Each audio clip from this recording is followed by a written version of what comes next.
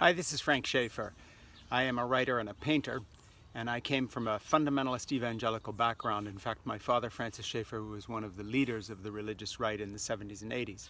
And as his nepotistic sidekick, I was along with him speaking at places like Liberty University for Jerry Falwell, meeting with, in fact, staying with Jack Kemp and other leaders of the Republican Party at that time. Jack was going on to become a vice presidential candidate. Personally knowing people in the Bush family, having a mom who used to go swim laps with Betty Ford in the White House pool, etc., etc. That's my background. And then when my dad died in '84, I left all that and really changed my opinion on my politics, on my religion, on the ideas of spirituality, and as an artist and writer, turned towards writing for a secular market. Books like my memoir, Crazy for God, novels like Portofino, most recently a small book, Why I'm an Atheist Who Believes in God.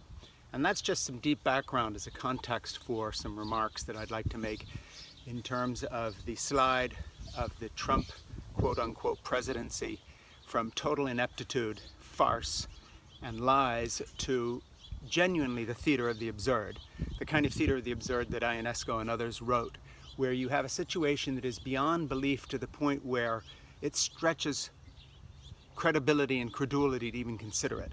Consider this guy, Scaramucci, the Mooch, whoever he is, who comes in looking like death warmed over and a caricature of a kind of a mob figure off Wall Street, who is now the communications director for the White House and talks about stabbing people in the front, strings of profanity to Ryan Lizza, who, by the way, interviewed me for the New Yorker a few years ago about my own family's rise in the religious right and my change from what I was doing then to where I am now.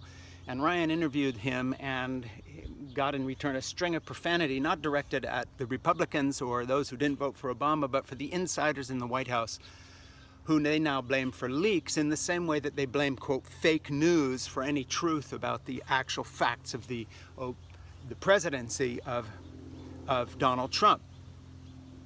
So anything bad about them is fake news, and now the crime of the Trump presidency is that it is being leaked about by wicked people like Reince Priebus inside the administration that they're trying to get rid of, or trashing Jeff Sessions or whatever it would be.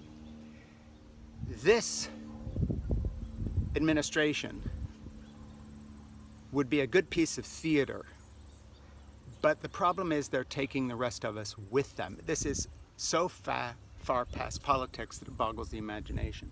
And at the heart of understanding the disconnect from reality, you have to understand once again that Donald Trump would not be president of the United States if it hadn't been for 81% of white evangelicals who live in their own theater of the absurd, where they believe the Bible literally, but not the science of global climate change, where they believe that there was a real Noah's Ark, but that there are no endangered species due to our own activities, where they have brought their faith in Jesus to actually equate with a faith in Ayn Rand and her gospel of selfishness combined with the agenda of people like the Koch brothers. So as we look at this new addition, the Mooch, Scaramucci, this profanity-spewing representative of the White House as the communications director who is trying to liquidate people within the administration now on behalf of a president that he's serving by simply trashing anybody who speaks the truth about him. What we now see is a tumble from not just statecraft into oppression with this abuser of women and all the rest of it, but from any semblance of governance into simply the lashing out.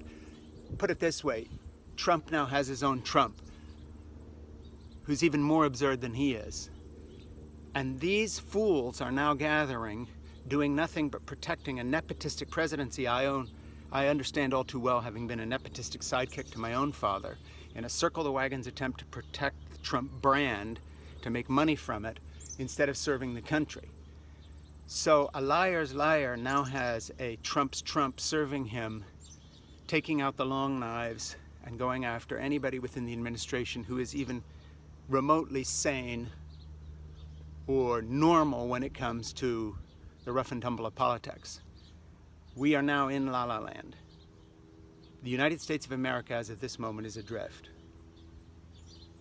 This is probably the greatest crisis America has faced since its inception. I would put it above the Civil War.